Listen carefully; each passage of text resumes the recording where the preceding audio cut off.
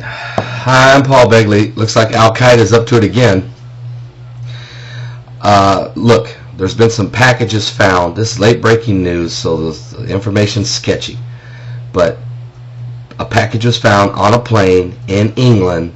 It was an ink cartridge toner that had been manipulated with wires and a white powder. The package came from Yemen. This prompted authorities throughout the world. And in America, they found suspicious packages also in Philadelphia, New York, and in N.York, New Jersey.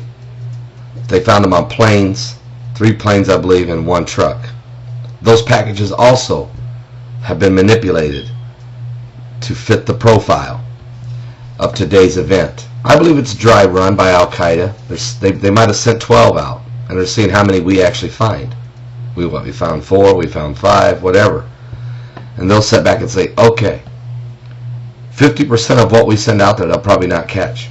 They're going to be a little bit more on higher alert, but we're not going to do it again for 6 months. Who knows? This is the games people play. Or they'll do this. We'll focus on packages while they're doing something totally different. It's a diversion tactic. We're in a war, people. And some of these people who keep saying, get us out of Afghanistan, give peace a chance. We've given peace a chance.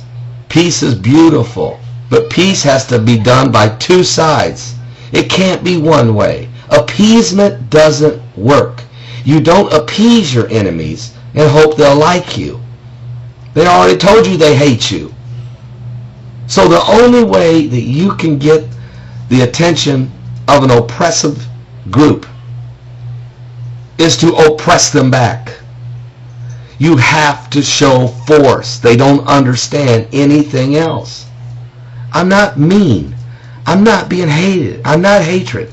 Don't send me comments on this video how he's for a preacher. He should be preaching love and Jesus. I am. I'm trying my best to preach love and Jesus. But while I'm preaching love and Jesus, the devil's in the back door, people, trying to blow the place apart. While I'm spreading the gospel of good love and Jesus Christ can save you, there's an enemy against the cross of Calvary. Do you not understand that? There's an enemy in the camp. All the packages came from Yemen. Nice place. Yemen's a real nice place. 99.9% radical Islamic fundamentalist. Al-Qaeda's, and we just had Osama bin Laden threaten France a couple days ago. Again. But of course he threatens everybody, Thing is, he makes those blanket statements. Those are key buzzwords. And then people start acting on it in these sleeper cells all over the world. The radical Islamic jihadists do only know one thing: operate with torment of fear. That's all they know. Try to get the peace-loving democracy societies, the freedom of worship societies to back down, get afraid, and appease them. You don't appease them. Jimmy Carter tried that with Iran with the 51 hostages. It went for 444 days. He made one failed attempt to rescue them. It was so weak, it was pathetic. They laughed at him. They danced in the streets. And for 444 days, the nation of America was held captive to its own fear. Ronald Reagan ran for president in 1980. He won.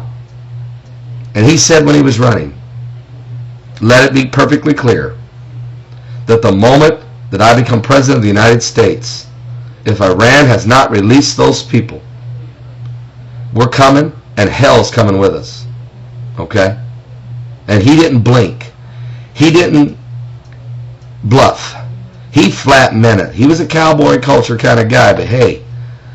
And he was one of the nicest guys in the world. Win one for the Gipper. But he knew radical Islamic jihadists only understand one thing, and that is force. So, you know what happened, don't you?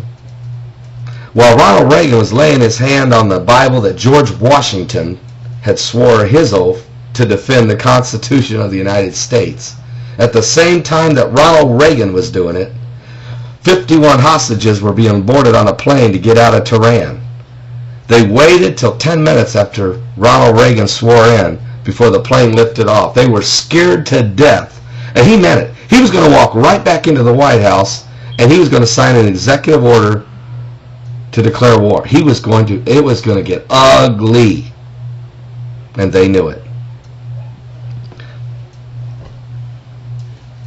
So America's gripped in fear now. We're going to be afraid to fly during these holidays. We're going to be scared to fly because packages. You're going to be afraid of the packages that come to your home. UPS truck drivers are going to be scared to haul the packages they put in their trucks. UPS plane pilots are going to be scared to fly planes with packages on their planes. There's going to be fear, paralyzing fear, brought on by Al-Qaeda and the radical Islamic militant jihadists. So we need to pray. The forces of good can outweigh the forces of bad. We need to pray. Well, my iPhone, I've got it on. I've been getting updates, and I'm staying all over on top of this. This is late breaking news. I'm sure it's going to change. So when you watch this video, there could have been 10 planes by the time you see this video. Things could have changed exponentially by then. But just understand, we're breaking it to you right now here on YouTube. I'm Paul Begley. These are biblical signs of the time. Matthew 24. Read it.